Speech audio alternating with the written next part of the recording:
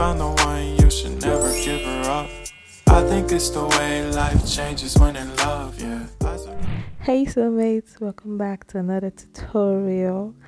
I'm so sorry for the long hiatus, but your girl is back, and in today's video I will show you guys how I made this cute backless crop top that is just perfect for this summer season. And without further ado, let's just get right into the video. So the materials we'll be using for this tutorial includes a fabric, using a fabric of your choice, a pair of scissors, a measuring tape, an elastic. I'm using 1/2 inch elastic here, and you need a ruler. I'm using my pattern master. You also need a matching thread for your fabric, sewing pins, a safety pin that I'll be using for the straps, and also your tailor's chalk.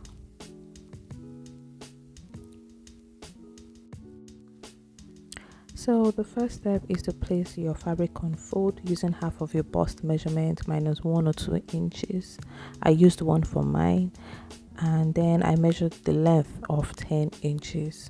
If you want it longer, you can use more than 10 inches, or if you want it shorter, you can use less than. So I'm marking that 10 inches along the width of the clothes so I can connect with a straight line. So after connecting using my ruler or pattern master if you prefer, I then cut out the fabric. So after cutting, this is what you should have. And please note, if your fabric is not long enough to be on a fold, you can cut it into separate pieces. Next, I'm cutting the strap. I'm just cutting a very long piece of fabric that is about 1.5 inches in width. And because the fabric I'm using, which is velvet, is a very stretchy fabric, I only used 52 inches of length. But if yours is not stretchy, you will need longer straps. Also, I'm not folding in the ends of the strap because the edges doesn't fray. If yours does, please fold in the fray ends, but make sure you have at least 1/2 inch left as the width of your strap. Next, I'll be going over to the sewing machine to close up the open seams. I'll be closing the 3 sides, but I'll be leaving about 3 inches opening to turn the fabric inside out. Here I'm using my pins to hold the fabric in place so it doesn't shift when I'm sewing, because I'm using a stretchy fabric, so it tends to do that. After sewing, this is what I have, and now I'm turning my fabric inside out. That's the right side out.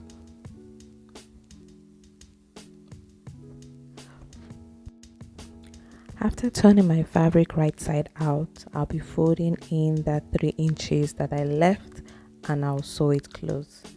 I'll use my pin to hold it down so it doesn't shift.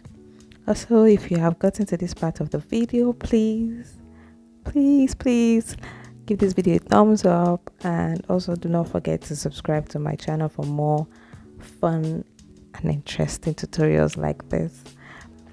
Next, I'll be marking 1/2 inch along my 10 inches length.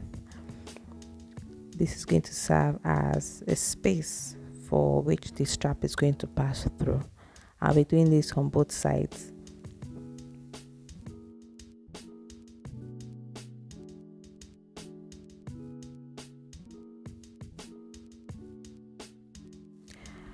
I've gone over to the sewing machine to sew on the 1/2 inch line that I marked, and I made sure that I locked my stitch on all 4 ends. Next, I'll be using my seam ripper to loosen up the stitch that will create a loop for the strap to pass through.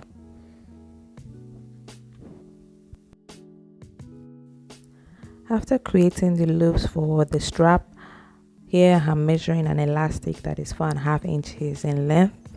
You can actually use 4 inches. So after cutting that, I'm folding my fabric in two to get the midpoint. This is where the elastic will be attached. So mark the midpoint on the 2 ends. I'm sorry my video cut off here and did not show where I was doing that. But here I had gone over to the sewing machine to stitch down the elastic in the middle using a straight stitch. You can use a zigzag stitch if you have that on your sewing machine. After joining the elastic in the middle, we are now going to pass our strap through those loops that we created. I'll be using my safety pin for this because it's a whole lot easier.